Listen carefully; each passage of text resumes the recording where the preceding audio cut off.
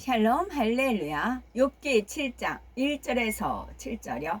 이 땅에 사는 인생에게 힘든 노동이 있지 아니하겠느냐. 그의 날이 품꾼의 날과 같지 아니하겠느냐. 종은 저녁 그늘을 몹시 바라고 품꾼은 그의 싹을 기다리나니 이와 같이 내가 여러 달째 고통을 받으니 고달픈 밤이 내게 작정되었구나. 내가 누울 때에 말하기를 언제나 일어날까 언제나 밤이 갈까 하며 새벽까지 이리 뒤척 저리 뒤척 하는구나.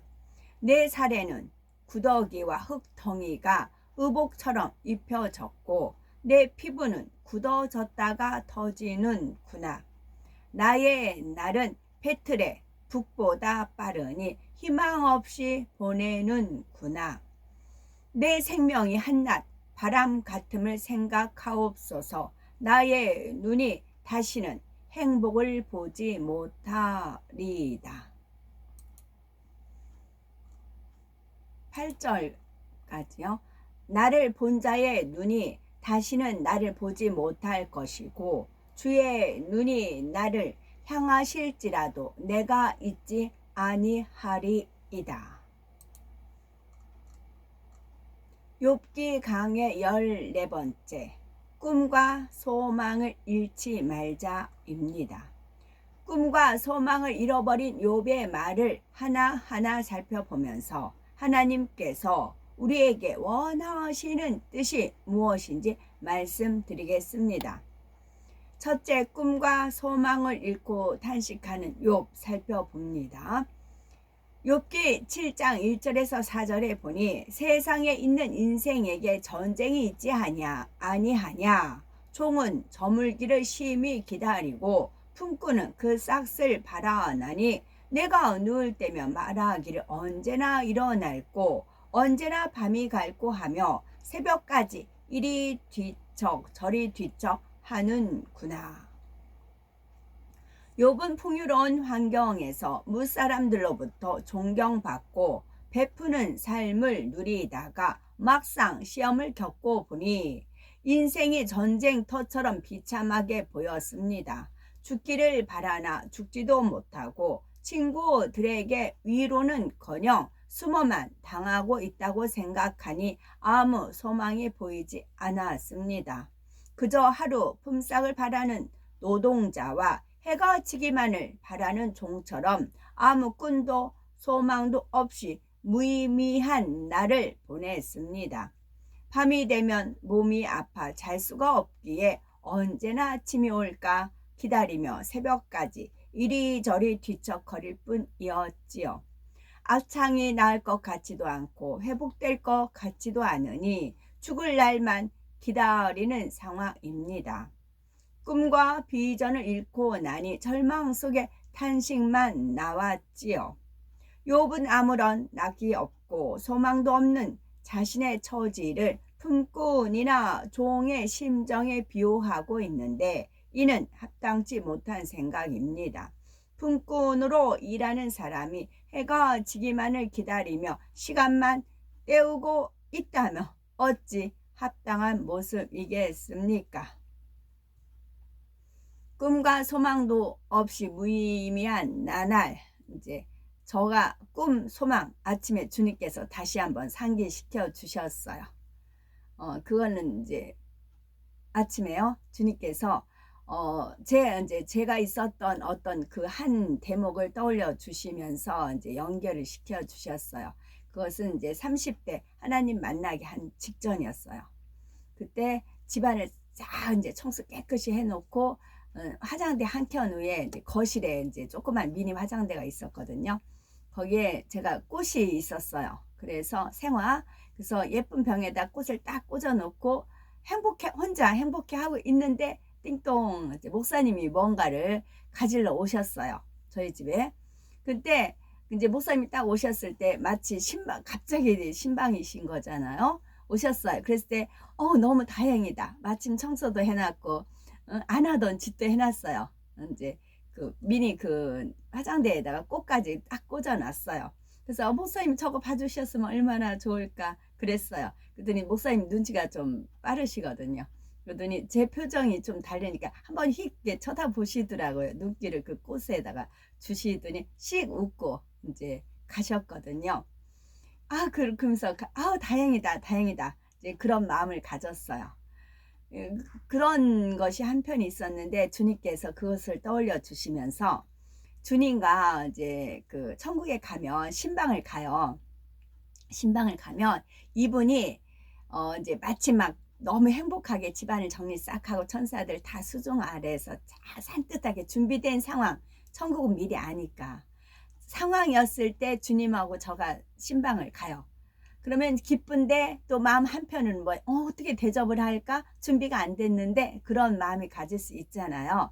그래서 주님께서 우리가 만반의 준비를 다해서 챙겨서 간다. 그걸 알려주신 겁니다. 그래서 우리가 먹을 거, 잔치 베풀 거 전부 다 천사들 동원해서 만반의 준비해서 다 갖고 가는 겁니다. 그 댁에. 그러면 그 분은 그냥 이제 집만 정리해 놓은 상황이었는데 이제 저하고 주님하고 모든 걸 만반의 준비를 다 해갖고 가는 겁니다. 그래서 이제 잔치상에 신방 끝나고 잔치상이 벌려지지요. 거기에서 이제 또 이제 초대하고 싶은 분 이제 그때 뭐 연락해서 이제 오시고 천사들 시켜서 전령이죠 보내서 오셔서 또 이제 잔치가 벌려지고 그런 것을 꿈과 소망을 오늘 알려주시는 것입니다. 그래서 아침부터 너무 행복해서 주님 너무 좋아요 너무 좋아요 그랬어요. 왜냐면 저는 많이 쌓아놨잖아요. 그러니까 저도 나누어 줘도 부자는 나누어 줘야 되는 거잖아요. 전 천국에서 좀 있는 사람이에요. 그래서 나눌 수 있다는 그 행복감이 좋고 또 신방을 받는 그분은 마음의 부담이 안 가고 잔치가 벌려지니까 좋고 또 그분은 미리 집안을 깨끗이 잘 정리해 놓은 상황에서 물론 천사들이 하지만 해놓은 상황에서 누가 와줬으면 하는 데가 있잖아요. 그랬을 때 우리가 짜자잔 하고 등장을 하는 것입니다. 그 행복, 피차가 행복한 거지요. 그런 것을 아침에 떠올려 주셨지요. 아멘. 더구나 하나님의 자녀라면 힘들게 억지로 일하는 것이 아니라 고운 마음과 긍정적인 사고로 열심히 살아야 합니다. 가정과 직장, 학교 어디에서든 하나님의 자녀로서 본분을 다하여 하나님께 영광 돌릴 수 있어야 하지요. 나아가서는 천국의 소망은 물론 이 땅에서도 아브라함처럼 축복을 받아 하나님께 영광 돌릴 꿈과 비전을 가져야 합니다. 그럴 때 하나님께서 일의 능력과 지혜도 더하시니 점점 발전하며 머리 된 자로 축복받아 갈 수가 있습니다. 영적으로 우리 모두는 하나님 나라의 사명자요 일꾼입니다. 그런데 싹을 바라는 품꾼처럼 해가 지기를 바라는 종처럼 하나님의 일을 한다면 어찌 하나님께서 기쁘게 받으시겠습니까? 하나님의 나라를 위해 일하고 헌신한 모든 시간과 물질, 행함이 하늘나라 상급이요 하나님의 일을 이루었음을 믿음으로 기쁘게 충성해야 합니다. 설령 직분자가 아니라 해도 하나님의 자녀로서 먹든지 마시든지 무엇을 하든지 하나님의 영광을 위하여 살아야 합니다. 무엇보다도 하나님 앞에 충성 봉사하며 죄를 싸워버리고 성결되어 가장 영화로운 천국 새 예루살렘에 들어가 금 면류관 의의 면류관을 받겠다는 꿈을 가져야 합니다. 인생 목표를 영원한 곳에 두는 사람은 재능도 시간도 물질도 천국에 투자합니다. 우리가 믿음으로 심은 것은 모두 천국의 상급으로 쌓임을 믿기 때문이지요. 하나님을 경외하며 천국 소망이 있는 사람은 꿈과 비전 속에 살아가기에 비록 품꾼이나 종이라도 주인 못지않게 즐겁고 행복하게 살 수가 있습니다. 두 번째, 마음 안에 구더기를 버려야. 제목은 욥기 7장 5절에 보니 내 살에는 구더기와 흙 조각이 의복처럼 입혔고 내 가죽은 합창되었다가 터지는구나. 이 말씀에는 육적인 의미와 영적인 의미가 담겨 있습니다. 육적으로는 욥의 현재 몸의 상태를 리얼하게 표현하고 있는 것이죠. 즉 온몸에 악창이 나서 살이 곪고 썩어 들어가므로 구더기가 들끓고 제대로 씻지 못하며 흙더미 같은 데서 살다 보니 흙이 몸에 옷처럼 달라붙어 있는 상황을 의미합니다. 영적으로는 욥의 마음 상태를 표현하고 있지요. 지금까지 욥의 말을 살펴보면 선한 말이나 진리가 아닌 말들이 너무나 많았습니다. 원망, 탄식에 그친 것이 아니라 악한 말, 저주의 말, 하나님 보시기에 합당치 않은 말들을 계속 쏟아냈지요. 이것도 마찬가지로 이슬비에 옷 젖는다, 그 표현이 있잖아요. 살살 내리는 그 이슬비지만 어느새 맞다 보면 비가 옷이 젖는다는 말과 같이 선한 말, 진리가 아는 말이 쌓이다 보면 복이 되는 거지만 동시에 원망, 탄식, 악한 말, 저주의 말, 하나님 보시기에 합당치 않은 말, 하나님 보시기에 합당치 않은 말을 계속 이슬비처럼 서서히 했다고 해요. 그럼 그게 쌓여서 옷이 젖듯이 재앙이 임한다고요. 그래서 누추한 말은 네 입 밖에도 내지 말라, 그 표현이 있어요. 누추한 말조차도. 왜냐하면 이게 영계 법이기 때문에 그래요. 그리고 원수마귀 사단과 이제 천사 쪽이 있어요. 원수마귀 사단 부리는 사자가 있고 천사가 있어요. 그럼 그 사람이 무슨 말을 하느냐에 따라서 각자 몫이에요. 선한 말, 진리의 말, 믿음의 말, 긍정적인 말, 하나님 보시기에 아름다운 말만 하면 천사가 쫙 이제 기록을 해서 이제 쌓여요. 대신에 그와 반대되는 말, 누추한 말, 희롱하는 말, 뭐 이제 상스러운 말, 뭐 농담 같은 것도 합당치 않아요. 그런 말 같은 경우, 그런 건 원수마귀가 얼큰이 잘한다 자기가 축적을 해놔. 그거 가지고 재앙 때리기는 미약하거든요. 쌓여 놓는 겁니다. 그래서 쌓여 놔서 어느 정도 양이 차면 하나님 앞에 송사를 합니다. 그러면 하나님께서 어쩔 수 없어요.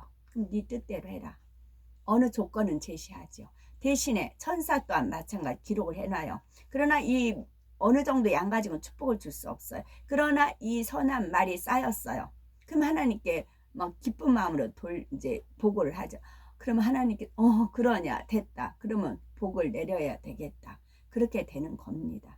그래서 말 한마디 한마디가 그렇게 소중한 거예요. 그리고 뭐 많이들 설교들을 하시더라고요.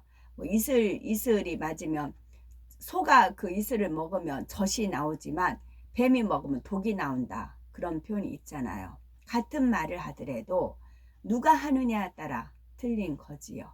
그래서 뭐 예수님이 그 상을 뒤엎고 뭐 채찍 만져서 그거를 예수님도 화를 냈다면서 화를 내잖아요. 화를 내는 사람이 누구냐에 따라서 덕이 되느냐 독이 되느냐 틀린 거지요. 이런 말들은 바로 욥의 마음에서 나온 것입니다. 성경을 보면 만물보다 거짓되고 심히 부패한 것은 마음이라 했고 입에서 나오는 것들은 마음에서 나오나니 말씀합니다. 다시 말하면 욥의 마음이 구더기가 가득한 것처럼 더러운 상태이므로 입을 통해서 악한 말들이 나왔다는 것이지요. 원래 욥은 하나님 편에서 보실 때 순전하고 정직한 옥토의 마음밭을 지니고 있었습니다. 하지만 하나님을 만나는 체험이 없었으며 진리를 잘 알지 못하는 상태였기에 개간되지 않은 마음밭에서 구더기 같은 더러운 말들이 계속 쏟아져 나왔던 것입니다. 하나님께서는 이러한 욥의 모습이 우리 자신의 모습이 아닌지 돌아보기를 원하시지요. 우리의 말과 행실, 생각과 마음 씀씀이 하나하나에서 마음의 구더기를 발견하고 버릴 수 있어야 하겠습니다. 욥은 내 가죽은 합창되었다가 터진다 라고 말합니다. 구더기는 누가 파리가 만들고 또 그 자체에서 생기나요? 그 꽃새는 벌들이 날아다니지 파리가 윙윙거리고 날아다니진 않는 것 같아요. 오물 같은 데가 파리가 있고 꽃에는 벌이 날아다니고 나비가 날아다니고 그러지요. 그러면 우리가 꿀과 젖이 흐르는 가나안 땅을 만들려면 우리 마음에 꿀과 젖이 나와야 되는 거죠. 그러면 젖은 하나님 말씀이잖아요. 신령한 젖을 사모하라. 그러니까 우리 입에서는 하나님 말씀이 나와야 되는 것이고, 꿀과 같이 단 마음으로 단물만 내는 입술이 되어야 되는 것이죠. 그랬을 때 우리 마음이 젖과 꿀이 흐르는 땅이 되면 벌과 나비만 있는 거지요. 파리는 없고요. 그러니 구더기는 안 생기는 거죠. 내가 혹여 구더기가 생기는 것은 내가 합하지 않은 말을 했을 때, 하나님 보시기에 합당치 않은 말을 했을 때 구더기가 생긴다고요. 욥은 내 가죽은 합창되었다가 터진다 라고 말합니다. 이는 온몸에 살이 썩어 들어가면서 진물투성이었는데 시간이 흐르니 아물었다가 다시 터지기를 반복하는 상태를 표현한 것입니다. 이 말씀에도 영적으로 중요한 의미가 있습니다. 합창되었다는 것은 성령 충만한 상태를 의미하지요. 믿음이 연약한 사람도 성령 충만할 때는 마치 자신이 큰 믿음을 갖고 있는 것처럼 착각합니다. 어떤 시험, 환난이 온다 할지라도 승리할 것 같은 자신감이 넘치니 믿음의 고백도 많이 합니다. 기쁨과 감사가 넘치니 얼굴이 평안하고 온유와 사랑이 가득한 사람처럼 보입니다. 마음이 합창된 상태와 같아서 감정이나 혈기가 속에 감추어져 있으니 자기를 발견하지 못하지요. 그러나 막상 어려운 시험이 오면 이겨내지 못하고 넘어져서 원망, 탄식합니다. 이는 합창되었던 마음이 다시 터져버린 상태와 같지요. 이때는 감추어 놓았던 악이 드러납니다. 감추어 놓았던 악, 앙금처럼 깔려 있었던 것이 나오는 겁니다. 이런 상태가 되면 얼마나 마음이 괴롭고 고통스러웠습니까? 욥은 이렇게 합창되었다가 터지는 것과 같은 심정인 것입니다. 그러니 무엇보다도 마음을 진리로 일구어 사단의 송사거리가 될 만한 악의 요소들을 모두 벗어버리는 것이 중요합니다. 마음 안에 있는 구더기를 신속히 잡아 죽이고 더러운 것들을 깨끗하게 씻어 버려야 하는 것입니다. 하나님은 중심을 보시므로 먼저 마음을 깨끗하게 해야 합니다. 마음이 깨끗해지면 자연히 겉모습도 깨끗하고 행실도 반듯하지요. 하나님께서는 바리새인과 서기관들처럼 마음을 더러운 것들을 가득 차 있으면서 겉모습만 깨끗한 척 외식하는 것을 너무나 싫어하십니다. 욥기 7장 6절 나의 날은 배틀의 북보다 빠르니 소망 없이 보내는구나. 욥은 온몸의 구더기로 고통을 당하면서 덧없이 하루하루를 보내는 자신의 삶을 이렇게 표현합니다. 옛날에는 가정에서 배틀을 이용하여 직접 옷감을 만들고 손수 옷을 지어 입었는데 천을 짜는 장면을 보면은 반질반질한 배틀북이 쓱 하고 매우 빠르게 지나갑니다. 그런데 욥이 나의 날은 배틀의 북처럼 빠르다라고 말한 것은 하루가 그처럼 빨리 간다는 의미가 아니라 시간의 귀중함을 말하고 있으며 시간이 무료하게 지나가는 것이 너무나 고통스러움을 나타내는 표현이지요. 예전에는 보람 있는 일도 많이 했고 의미 있는 시간들을 보냈는데 지금은 아무런 소망이 없이 보내는 자신의 모습을 보면서 이렇게 한탄하고 있는 것이지요. 우리는 시간의 소중함을 알아서 하루하루 헛되이 보내지 말고 하나님의 말씀 안에서 값 있게 살아야 합니다. 마음의 할례에 힘쓰는 것은 물론이요, 이왕이면 잠도 줄이고 하나님의 나라를 위해 충성하며 더욱 모이기에 힘쓰며 하늘나라의 상급을 쌓는다면 얼마나 가치 있는 삶이 되겠습니까? 그리하여 우리 영혼을 어느 때에 부르신다 해도 넉넉하게 주님 앞에 설 수 있는 자격을 갖추어야 하겠습니다.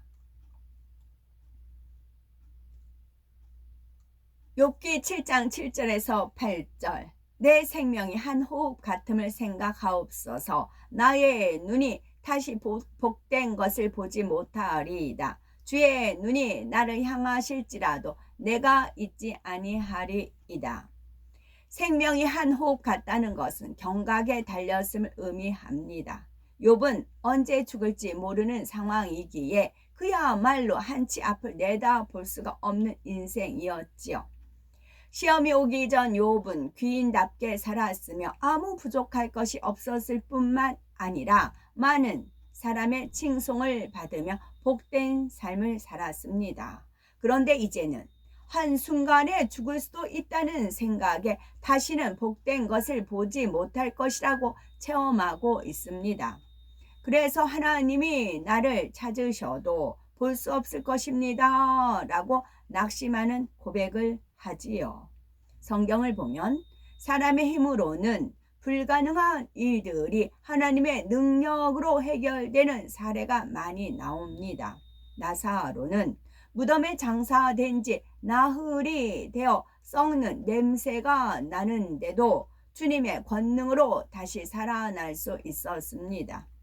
12해 동안 혈루증을 앓던 여인과 소경 바디메오는 잠언 8장 17절에 나를 간절히 찾는 자가 나를 만날 것이니라 라는 말씀대로 간절히 찾으니 주님을 만나서 문제 해결을 받았습니다. 주님을 만나 하늘에서 만나가 내리죠. 왜 나는 기도해도 응답이 없는가 고민되는 분이 계시다면 진정 간절한 중심으로 하나님을 찾았는지 돌아보시기 바라고, 우리가 마음의 소원을 응답받기 위해서는 얼마나 간절한 중심으로 하나님을 찾아야 하는지 명심해야 하겠습니다. 혹여 욥과 같은 처지에 놓여 있다면 마음 안에 하나님께서 싫어하시는 구더기가 없는지 살펴보고 다 제해 버려야 되겠죠. 마음의 의를 이루고 어떤 시험 환란이 와도 흔들리지 않고 변함없는 중심, 항상 기뻐하고 감사하며 기도하는 삶, 천국에 소망을 두고 하나님 영광을 위하여 살아가는 삶이라면 해결받지 못할 문제가 없습니다. 욥은 이러한 권능의 하나님을 만난 체험이 없기 때문에 믿음을 내보이지 못하고 있습니다. 자신은 이제 곧 죽을 것이므로 다른 사람들이 자신을 더 볼 수 없을 것이라며 단정짓고 있습니다. 그러나 우리는 욥과 같은 처지 혹은 그보다 더한 처지에 놓여 있다 할지라도 하나님 앞에 바로 서면 아무것도 문제되지 않습니다. 하나님이 우리를 만나 주시면 어떠한 문제라도 해결받을 수가 있기 때문입니다. 그러므로 우리는 어떤 어려움 가운데도 꿈과 소망을 잃지 말고 오직 불가능이 없는 믿음으로 하나님께 나아가야 하겠습니다. 제가 그 운동 삼아 말씀 들으면서 동네 한 바퀴도 돌고 마트 같은 데도 가서 물건들 이렇게 봐서 이제 저렴한 거는 사서 많이 쟁여놓고 그런 타입이었어요. 뭐 생선도 노량진 시장 가서 이제 박스로 사서 쟁여놓는다고 했잖아요. 그게 그냥 이제 주간이 되고 또 그렇게 저렴한 것을 그랬어요. 근데 근래 이렇게 다니면 물가가 너무 많이 올라서 마트에 가도요, 이게 한 두 바퀴 돌고도 너무 껑충껑충 뛰었어요. 도저히 이게 손이 떨려서 살 수가 없어요. 그 정도로 물가가 오른 겁니다. 시장에 가도 마찬가지예요. 시장에 가도 사과조차 전에는 2개 1,000원짜리가 있었거든요. 그럼 5,000원이면은 사면은 뭐 이제 한참 먹었죠. 근데는 지금은 아니요. 뭐 하나 1,000원, 1,000원, 뭐 4개, 3개 5,000원 뭐 그렇게 되고요. 물가가 껑충껑충 뛰는 겁니다. 이 물가가 과연 잡힐까 할 정도로 물가가 진짜 뭐 계시록에 뭐 이게 물가가 오른다는 그게 있잖아요. 그런 식으로. 그래서 하나님께서 이 물가 오르는 것을 체크하기 위해서, 왜냐하면 시장을 안 다니던 사람은, 백화점이나 그런 데 다닌 사람이면 이 물가가 오른 거를 돈 있으면, 지갑에 넉넉하면 비싸든 뭐든 쑥쑥 사면 되는 거잖아요. 근데 우리는 한정된 그런 예산으로 생활을 해야 되기 때문에 그 딱 수준이, 그 내가 고르는 수준이 있거든요. 그런데 제 수준에 넘쳐요. 그래서 주님, 없는 사람 어떻게 살아요? 없는 사람 어떻게 살아요? 그래요. 그러면 그러니까 모로코가 이제 강진이 일어났죠. 제가 이제 그 우리 머스매가 모로코에 1년이 있었거든요. 그래서 저를 한번 이제 인사도 시킨다고 해서 모로코를 간 적이 있어요. 근데 모로코 거기는 왕이고 그 부인은 미스 코리아인가 봐. 어마어마하게 예쁜 어느 그 왕이 거했던 그 호텔에 잠깐 이제 들렸는데 거기에 사진이 있더라고요. 그러니까 왕족은 잘 살잖아요. 근데 아무리 그렇게 자기네 살아도 이 주민들이 반란을 일으키지 못하게 하는 거는, 식품료는 한정을 시킨대, 고정을 시킨대. 거기는 바게트 같이 끼들한 빵이 있거든요. 그게 주식이에요. 그거는 우리나라 돈으로 무조건 1,000원. 아주 계속 1,000원이래요. 그거는 고정시킨대요. 그러니까 주민들은 나가서 자기 돈으로 1,000원 주고 얼마든지 그 빵을 사서 식사가 대용이 되니까, 물가가 오르든 정치가 뭐 난장판을 치든 독재를 하든 상관을 안 한대요. 자기들 먹을 것만 채워주면 된대요. 그래서 많이 그 빈민들 해가지고 뭐 거리에서 애기들이 막 있고 그런 걸 봤는데요. 그런 것이 외국에 있었어요. 그래서 모로코 그 강진난 거 보고는 어머 어머 어머 어머 그랬어요. 그래서 지금 그 물가가 장난이 아니더라고요. 그렇다고요. 끝.